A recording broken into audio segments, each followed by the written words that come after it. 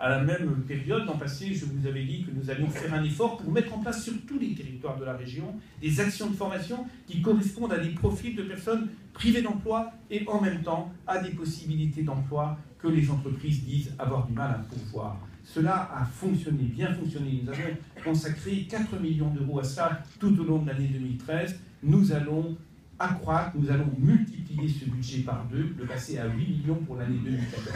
Des formations réactives sur les territoires pour, je le disais, relever le défi de l'emploi.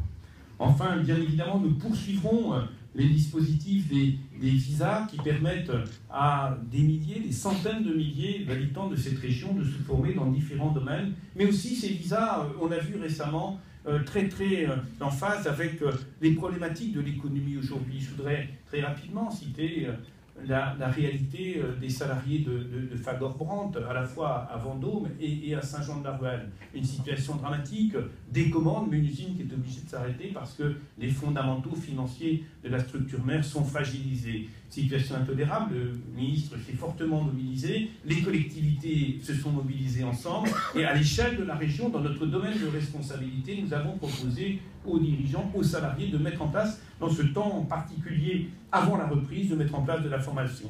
Les salariés ont répondu de manière dynamique, plus de 280 personnes se sont engagées dans ce temps de chômage contraint dans une formation personnelle, professionnelle, et c'était exemplaire.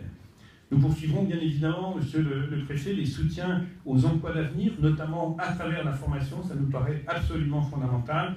Bien évidemment aussi l'opération Capatio, 1200 personnes aujourd'hui, 1200 personnes qui sont engagées au service des associations dont vous avez les uns et les autres la responsabilité, qui font vivre les associations et qui en même temps préparent une insertion définitive.